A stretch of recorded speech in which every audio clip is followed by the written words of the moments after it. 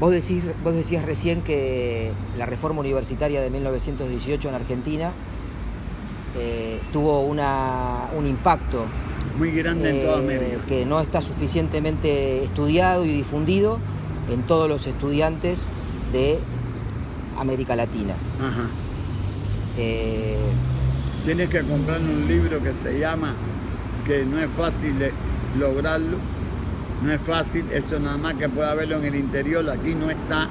Ojalá yo la encontrara, costara lo que costara para comprarlo, que se llama Por Esto, que es un análisis que hace el doctor Armando Jardávalo con respecto a lo que significó la reforma universitaria argentina para el movimiento revolucionario estudiantil latinoamericano y muy específico qué peso tuvo en nuestro país. Y Armando Jara es el único que hace un análisis de esta reforma universitaria. La otra personalidad que hace un análisis, pero yo no lo tengo en mi poder, es la compañera que fue condecorada por Fidel, la Federman. La Federman, combatiente de la Guerra Civil Española y una de las comunistas de mayor repercusión latinoamericana, que combatió durante 3 años por la República Española. Edith Federman, una de las grandes, que por cierto fue condecorada por Fidel cuando cumplió 100 años de edad con la Orden Máximo de Cuba, la Orden José Martí, que le impusieron. Ella murió con 101 años.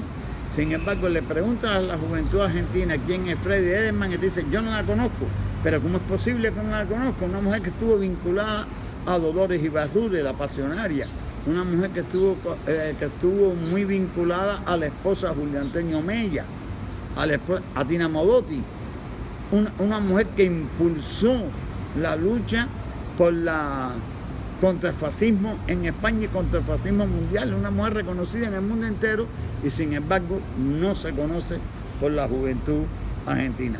Esto es lo que yo decía, ¿cómo es posible que no se conozcan los líderes? ¿Por qué a los combatientes que regresaron de España, con aquello del orgullo de ellos haber combatido, no se saben los nombres de los argentinos que murieron en España, que mueren heroicamente en una misión internacionalista de gran peso mundial?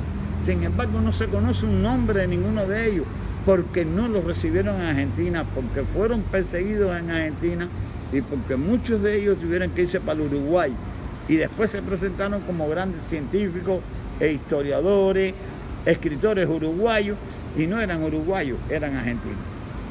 Entonces, esto no se conoce tampoco la lucha que se llevó a cabo en Argentina, que hizo de la lucha por la liberación de Sacri Vanzetti. En Argentina empezó el movimiento que englobó a todo el continente en la lucha por la liberación de Sacri Vanzetti, que lo querían ejecutar en Estados Unidos. Tampoco esto se conoce. No se conoce cuál fue la relación entre Roosevelt como presidente de Estados Unidos y su política de buen vecino, y las relaciones que esto tuvo con Argentina en el momento que el pueblo argentino era el país de América Latina que más combatiente aportó a la Guerra Civil Española. Y no lo saben. Tampoco saben la repercusión no que tuvo en ese momento, sino es que es un año muy crucial. 1943 es un año muy importante. ¿Por qué? Porque en 1943 se da la gran batalla de Stalingrado, que significa el viraje de la guerra. Significa que Alemania ya no podía seguir con su expansión y tenía que ver cómo podía escapar de los cercos que se le estaban tendiendo a Alemania, y provocó la llamada alianza que se formó de los países en contra de Alemania. Pero hasta el año 43 no. Mientras que Alemania estaba atacando a la Unión Soviética, no habían aliados. Los aliados se crean después, cuando los rusos derrotan en Stalingrado y viran la guerra contra esta gente. Eso, en el año 43, tiene un peso fundamental en la historia después del mundo. Pero en el año, ese mismo hecho es lo que hace posible que se celebre una reunión en Bretton Woods, y esta reunión en Bretton Woods nombra al dólar la primera moneda mundial. En reemplazo del patrón oro. Luego Estados Unidos deja de ser un país deudor para convertirse en un país acreedor. Y en ese mismo año, Perón crea dentro del ejército argentino el movimiento justicialista, que va a tener una honda repercusión al finalizar la guerra mundial. Estos hechos no se conocen. Estos hechos, dichos así, no se conocen. No saben ni siquiera cuántos fueron los argentinos que combatieron en España. Esto es criminal, que no se conozcan. Nosotros conocemos a nuestros mártires que combatieron en España, que murieron en España, como Pablo de la Torriente Bravo. Nosotros rendimos homenaje a Pablo de la Torriente Bravo, rendimos homenaje a los compañeros que cayeron en la Segunda Guerra Mundial en Polonia, luchando contra el fascismo. Se les rinde homenaje.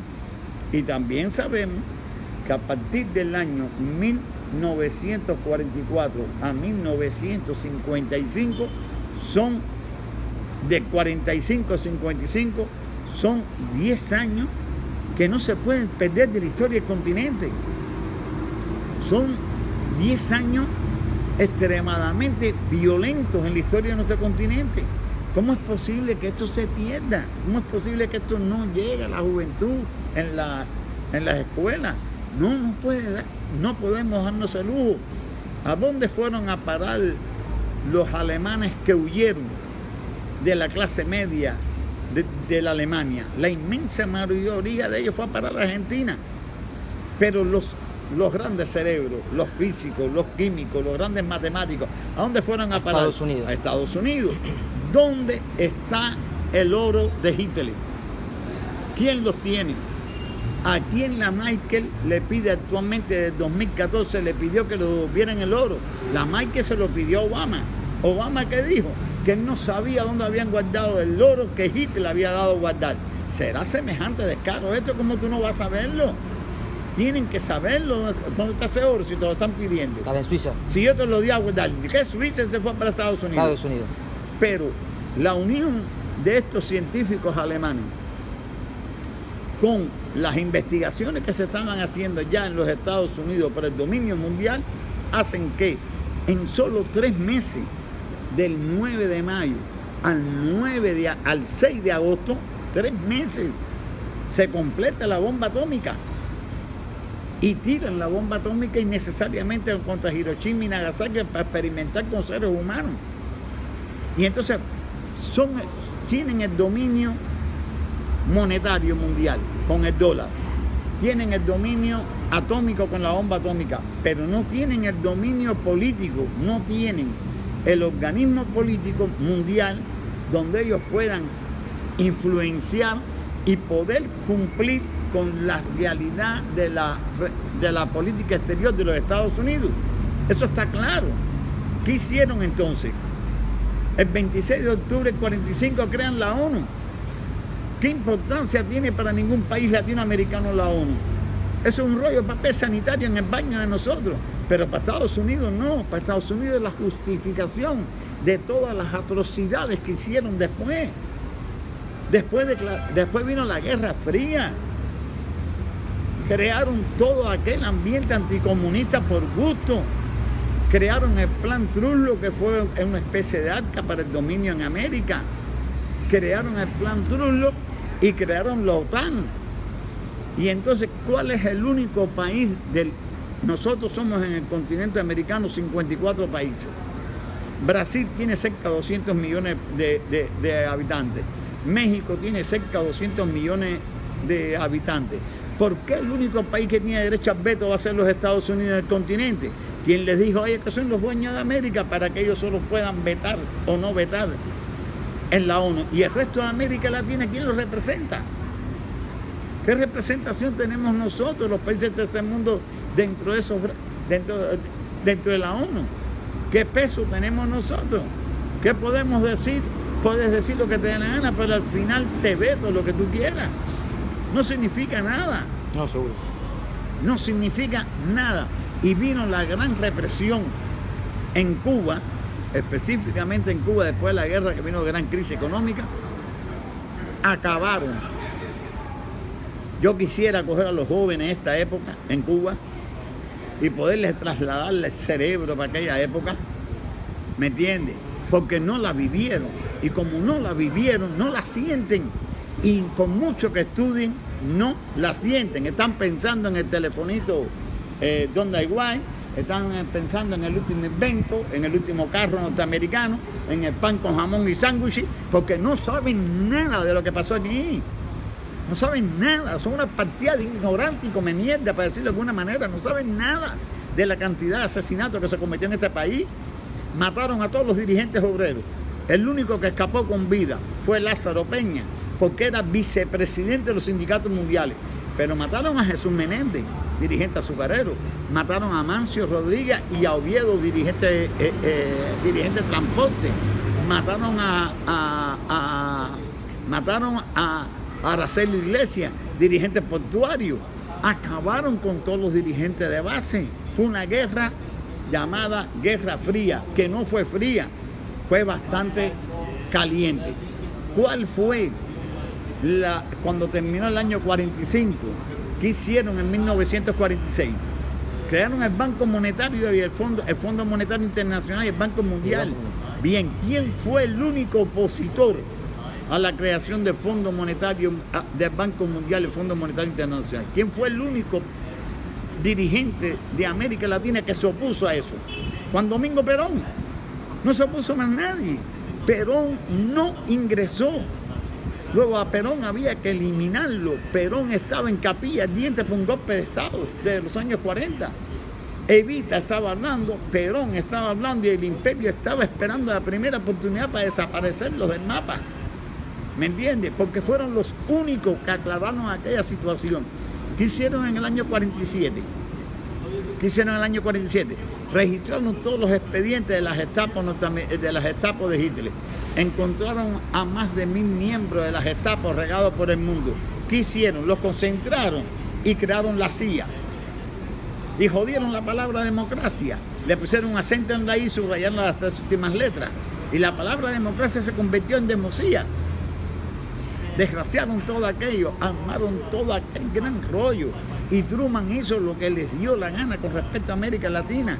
El hambre que se pasó en aquellos momentos, la lucha del gran pueblo argentino,